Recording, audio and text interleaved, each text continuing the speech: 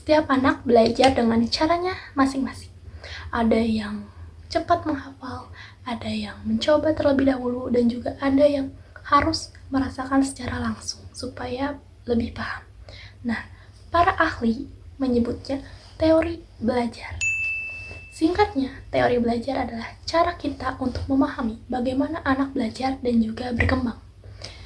Nah, pada video kali ini, saya, Meli Atalia Islami, dengan NIM 23060238, akan memperkenalkan 4 teori belajar beserta contohnya.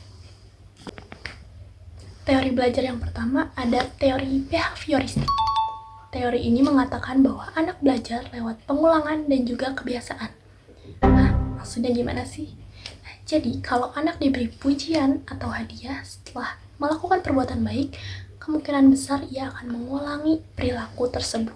Contohnya, ketika anak membereskan mainan, anak akan cenderung mengulang tindakan tersebut ketika mendapatkan pujian, tepuk tangan, ataupun reward lainnya.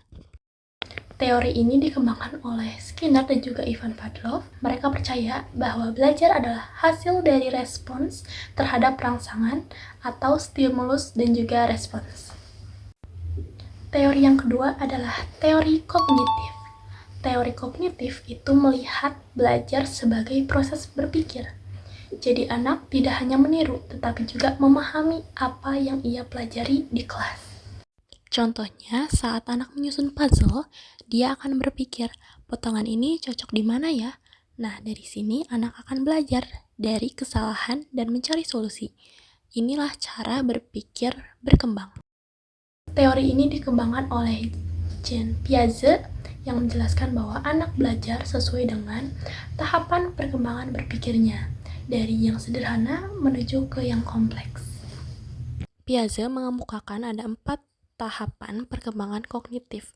Yang pertama ada sensori motor, praoperasional, operasional konkret, dan juga operasional formal. Yang selanjutnya ada teori humanistik. Teori ini menjelaskan belajar tidak hanya soal otak, tetapi juga hati dan juga motivasi. Jadi anak belajar paling baik itu ketika merasa dicintai, diterima, dan juga saat percaya diri.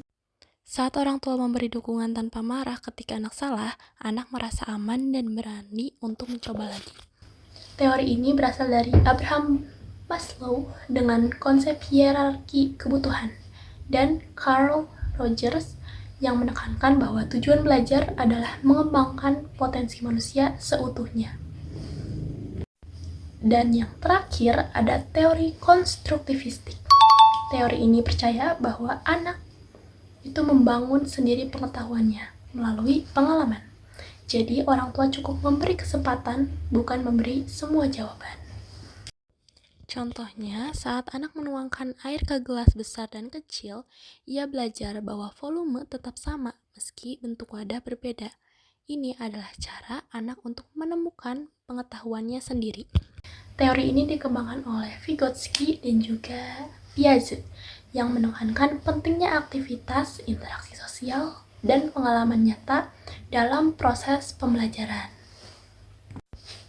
Nah, jadi anak belajar bukan hanya dari buku, tetapi juga dari pengalaman, perhatian, dan juga kasih sayang orang tua.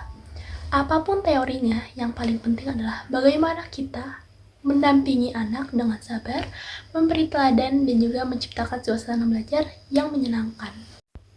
Mungkin sekian penjelasan singkat tentang 4 teori belajar.